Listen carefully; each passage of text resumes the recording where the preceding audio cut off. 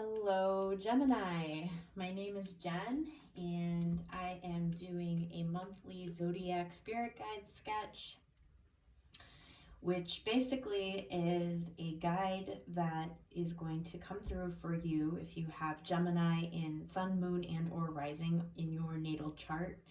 And I channel the messages that I receive as I'm drawing. So let's begin. I always say a prayer over the paper. I request Spirit guide my hands in drawing the face most beneficial for those with Gemini in their Sun, Moon, and or Rising, for the Gemini collective, for the highest good of all concerned. And so it is. Thank you.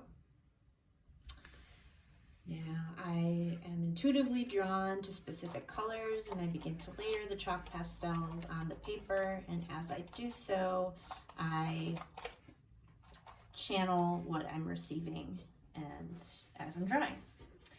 So I will say that I meditated on the collective of Gemini, and I was seeing that there's a lot of questions going on in your head. So I'm getting that there's a lot of things happening for you right now. It could be a really exciting time. Like there's a lot going on, but you're trying to figure out how to go about all of this new stuff. So while it could be very positive, it could be also overwhelming at times because you're trying to figure out the hows. I was just seeing a lot of mind chatter in the head, which of course as a Gemini, you're gonna have a natural tendency to do this, but yeah, it seemed like there was, maybe some big changes happening in your life. If they haven't happened already, they will, in the sense that you now are presented with all of these big changes, or it could just be one big change, but there's some big change that is about to happen, or you're getting ready for, you're trying to prep, but you have a lot of questions as to how you're going to actually manifest it or go about it in a way that will bring about, yield the greatest results, basically. And so I was seeing a lot of, like, as they say in Buddhism, monkey mind, just kind of like lots going on, like, how do I do this? What do I do? What about this? Like a lot of choices that you are being presented with, a lot of different options. And while lots of different options can be awesome, it can also be overwhelming. And so I was kind of getting the sense that for some Geminis, you may be overwhelmed in some areas, even if it's overall for a positive reason.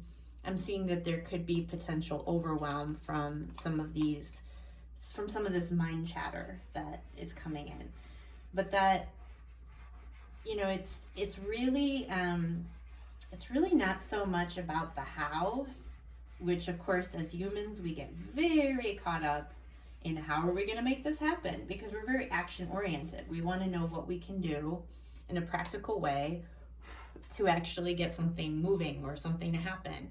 And while there's always action steps that we can take in order to get things moving, there's also a lot of mystery and divine unfolding that we actually don't need to have any involvement in. Like there's a lot of things that sort of just synchronistically get pulled into our experience. Like if somebody emails you out of the blue that you hadn't heard from in forever, and presents you with something, or you bump into somebody at the store, or you just happen to find a book that is exactly what you needed to read for whatever it is you're going through. Like there's all these things that happen that are out of our control that we're not needing to take action on. It just sort of gets pulled into our experience, and it's that divine timing, that divine synchronicity. And so to be aware that yes, there are things that you can do. Of course there are things you can do, but there's also a lot of surrender that is being asked to, so putting it out there, putting out what it is, you have an intention, of what it is you're wanting to accomplish or to see happen, ultimately, like the outcome. You have an idea of what the outcome you want is, and to focus on the outcome instead of what do I need to do to make it happen. Focus on that outcome. Focus on why do you want that to happen? What is the end result, or what is the end emotion that will be achieved from that outcome? And really getting specific and focusing on that particular emotion from that outcome. And that is when the magic happens. That is when things get manifested without as much action as we think we need to take. So, there could be something happening in your career where you want something, some type of change or some type of project you're working on, and you're not entirely sure how it's going to happen. And basically what I'm hearing is that's okay. You don't need to know how it's going to happen. It's going to happen, and you will be shown the right action steps to take when they need to be taken. You don't need to force anything. We oftentimes mess things up when we try to control the how. And if you think back on your life and any areas where you tried to the word manhandle comes in, but you want to control it so bad that you end up kind of messing it up somehow. In hindsight, you're like, oh, I should have just leave things alone, or I should have just kind of stepped back a little bit. And that's essentially kind of what I'm seeing, is that it's important right now to be very clear as to what it is you're hoping will happen in your life, and how you want things to, like I said, the result or the outcome, but the actual unfolding is going to happen naturally, and you don't need to worry how it's going to happen. It's going to happen, and it's going to be beautiful, and it's going to have, there's things that it's like you can't even fathom, how amazing things can turn out when you just step back and surrender to the process. So, it's important to just really get centered and really become clear,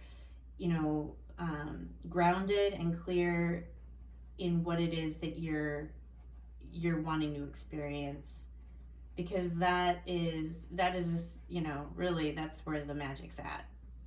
So I'm starting to get a face.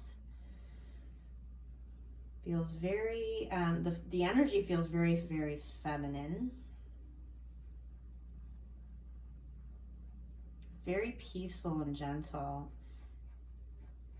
Very serene, this energy.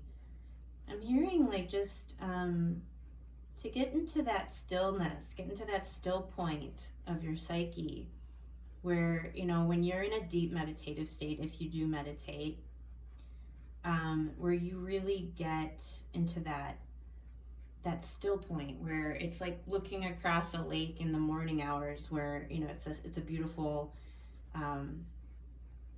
day, or it's a beautiful morning, and there's no storms or anything, and the water is like glass. And that's how I always imagine meditation, and how it achieves that state where the waters of your mind, the waters of your psyche become so incredibly still, because you are bathing in that stillness.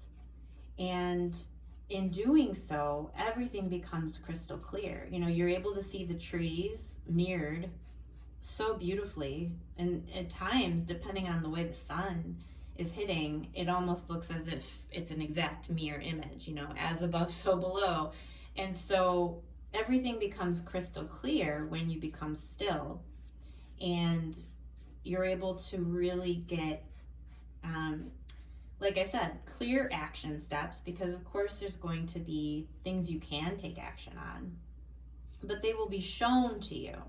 They will, you'll have a hunch, like, oh, I should call this person, or I'm feeling really drawn to, go to this particular company that provides this particular service, or, however it unfolds, and depending on what it is that you're dealing with here in your life, whatever it is that is happening, you're going to receive information, you're going to receive guidance as to what action steps are necessary, and then the rest is taken care of, really, truly. The rest is all taken care of. So it's not always an easy thing to do, because we do have egos. We all have egos, there's nothing wrong with that try to convince us and go into survival mode that if we don't do, that somehow things aren't going to work out, or things aren't going to turn out the way we want them to. And we can get very, very easily convinced that that is how it works, when really, in reality, that's not how it works. That's just an illusion. So more about this guide. So like I said, her energy is very still and serene. I'm sensing like she meditated, you know, speaking of meditation, she meditated quite a bit in her life, and she feels otherworldly. She feels actually almost just like angelic. So I don't get a lot of earthly energy, if that makes sense. Like, she feels kind of like an embodiment of spirit in an energetic sense. So there's all different types of guides. Some have lived lives on Earth, some haven't. Some will present themselves in human form even though they haven't actually had human existence, because it's something then we can more easily and readily relate to, is when we see a face, of course.